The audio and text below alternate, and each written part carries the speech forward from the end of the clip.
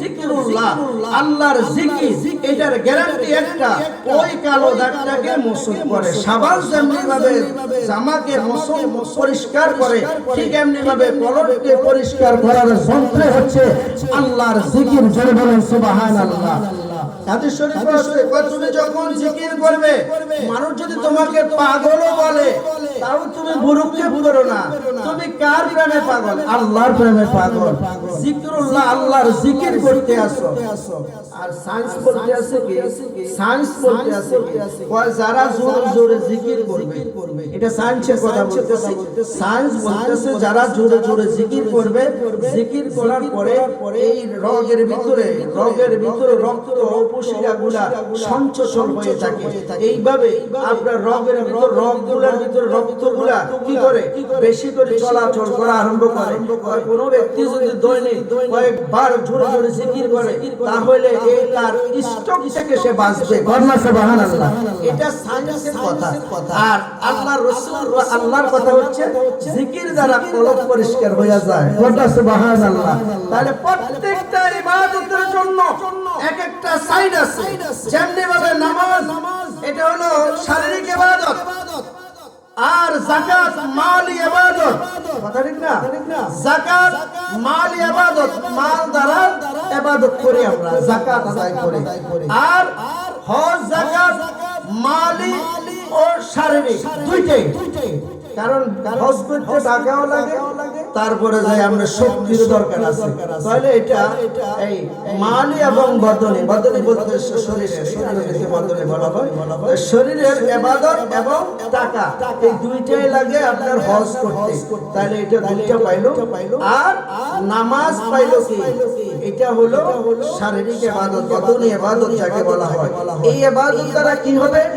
আল্লাহ রাসূল বলতেছে, ও আমার উম্মতেরা, তোমরা যে নামাজ পড়বা, এই নামাজ দ্বারা তোমার অঙ্গ প্রত্যঙ্গ দেহগুলা একটা এক্সারসাইজ, বডি, এই বডিটার একটা এক্সারসাইজ হয়ে যায়, ব্যায়াম হয়ে যায়। সুবহানাল্লাহ। তো এটা দ্বারা তুমি যখন উঠবস করবে, সিজদা দিবে, সব করার পরে তোমার শরীরের জয়েন্টগুলা কি এটা ব্যায়ামের মতো হয়ে যায়।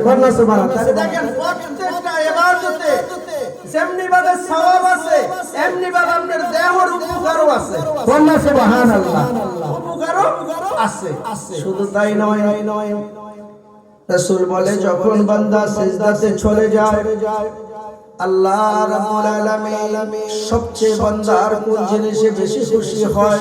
কয় বান্দা যখন সিজদাতে চলে যায়, জমিনে যখন মাথাটা লাগাইয়া দেয়, আল্লাহর ফেরেশতাদেরকে বলে, ও ফেরেশতারা রে, আমি যখন প্রতিনিধি প্রেরণ করার জন্য দুনিয়াতে ইচ্ছে পোষণ করেছিলাম, ওয়া ইয ক্বালা রাব্বুকা লিল মালাইকাতি ইন্নী জাইলুন ফিল আরদি খলিফা, আমি যখন তোমাদের মতামত পোষণ করেছিলাম, ও ফেরেশতারা রে, দুনিয়াতে আমি প্রতিনিধি প্রেরণ করব।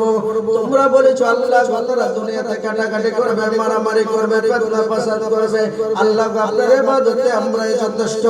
আমার আল্লাহ ডাক দিয়া বলে, ক্বালা ইন্নী আ'লামু মা লা তা'লামুন, আমি যাহা জানি রে তোমরা তাহা জানো না। ও ফেরেশতারা রে, আমি যখন প্রতিনিধি প্রেরণ করার জন্য দুনিয়াতে ইচ্ছে পোষণ করেছিলাম, ওয়া ইয ক্বালা রাব্বুকা লিল মালাইকাতি ইন্নী জাইলুন ফিল আরদি খলিফা, আমি যখন তোমাদের মতামত পোষণ করেছিলাম, ও ফেরেশতারা রে, দুনিয়াতে আমি প্রতিনিধি প্রেরণ করব।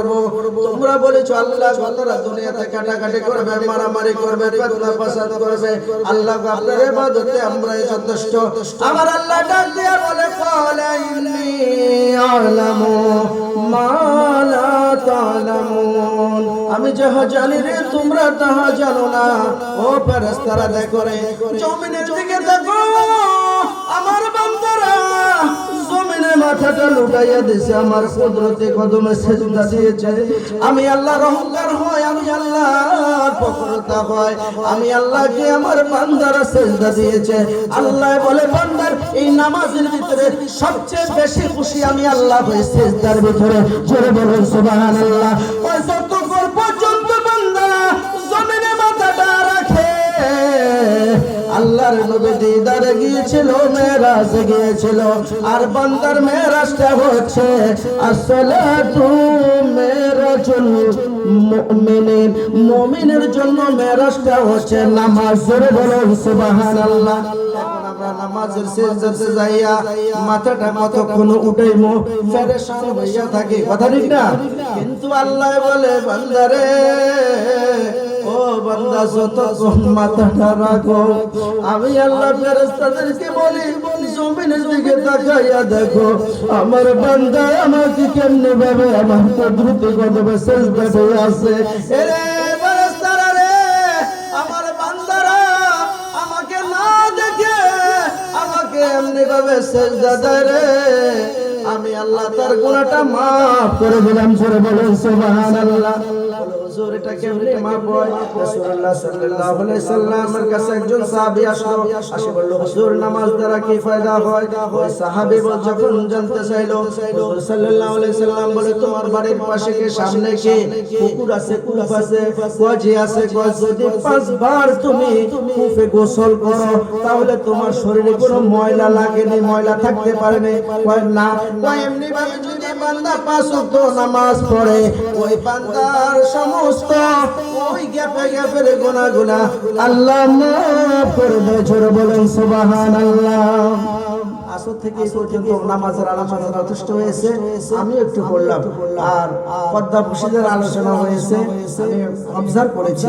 এইবার আমরা শানের সালাতের উপর একটু আলোচনা করব, কারণ সব দিকে তো একদিকে ঠেললে হইতো না, এক একজন এক একটা সাবজেক্ট আলোচনা করলে বুঝতে ভালো হবে, কথা বুঝে আসছে। এবার শানের সালাতের আমি একটা আয়াত নিয়েছিলাম, বিসমিল্লাহির রহমানির রহিম, কুল ইন কুনতুম তুহিব্বুনাল্লাহ فاتبعوني يحببكم الله ويغفر لكم ذنوبكم والله غفور رحيم। আমার দাদা মুর্শিদ কেবলা আব্দুস সুবহান আল কাদরি কসিদা সুবহানিয়া চলে গেছে, ইকরার তেরা ঈমান হুয়া ইনকার তেরা কুফরান হুয়া সাল্লাল্লাহু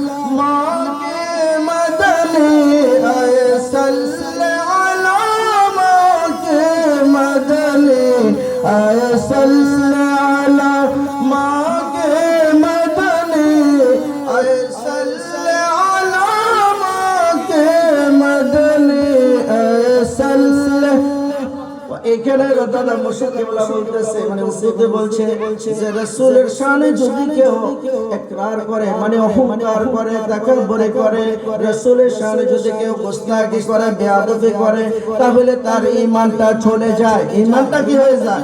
নষ্ট হয়ে যায়। আর রাসূলের শানে মহব্বত করবে, রাসূলকে ভালোবাসবে, তার ঈমানটা তাজা হইতে থাকে। জোরে বলুন সুবহানাল্লাহ। আমরা কোন রাসূলের শানে বেয়াদবি করে লোক আমরা নাই, কথা বুঝে আসছে? কাফেররা বেয়াদবি করেছে, ইহুদি নাসারারা তো বেয়াদবি অপরাধ করতে আছে, আমরা বেয়াদবি করি না, লোক আশা করে নাই। আল্লাহ রাব্বুল আলামিন বলে, হাবিব আপনি বলে দেন, ইন কুনতুম তুহিব্বুনাল্লাহ, যারা আমি আল্লাহর ইত্তিবা অনুসরণ করতে চাও, আমি আল্লাহর ভালোবাসা চাও, আমি আল্লাহর জান্নাত পেতে চাও, একসাথে তাফসীর গাইয়া দিলাম যে যারা আমি আল্লাহর ইত্তিবা অনুসরণ করতে চাও, হাবিব আপনি বলে দেন, মানে আপনি বলেন, রাসূলকে বলেন, আপনি বলেন আমি আল্লাহর ইত্তিবা যারা করতে চাও, অনুসরণ যারা করতে চাও, আমার জান্নাত যারা পেতে চাও, তারা যেন ফাত্তাবিউনি, ও হাবিব তারা যেন আপনাকে ভালোবাসে। ফাত্তাবিউনি এ মুতাকাল্লাম রাসূলের দিকে এসেছে, ফাত্তাবিউনি ইহবিবকুমুল্লাহ, যারা তারা যেন আপনাকে অনুকরণ করে, তারা যেন আপনাকে ভালোবাসে। ফাত্তাবিউনি ইহবিবকুমুল্লাহ, যদি আপনার অনুসরণ হয়ে যায়, ফাত্তাবিউনি ইহবিবকুমুল্লাহ ওয়া ইয়াগফির, ফাত্তাবিউনি ইহবিবকুমুল্লাহ, আমি আল্লাহর ইত্তিবা অনুসরণ হয়ে যায়। আল্লাহ সুবহানাল্লাহ। কোরআন শরীফ পৌঁছাইতে পারবেন না, আশা করি যাদের বাড়িতে বাংলা তরজমা সহ আপনার কোরআন মাজিদ আছে তারা দেখবেন আমার তরজমা, আমার তাফসীরটা সঠিক আছে কিনা। আল্লাহ বলে যারা বন্ধু গো আমার ইত্তেবা অনুসরণ করতে চায় তারা যেন আপনার ইত্তেবা অনুসরণ করে, আপনাকে মহব্বত করে, আপনাকে ভালোবাসে।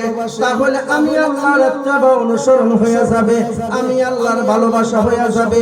ওয়া ইয়াগফির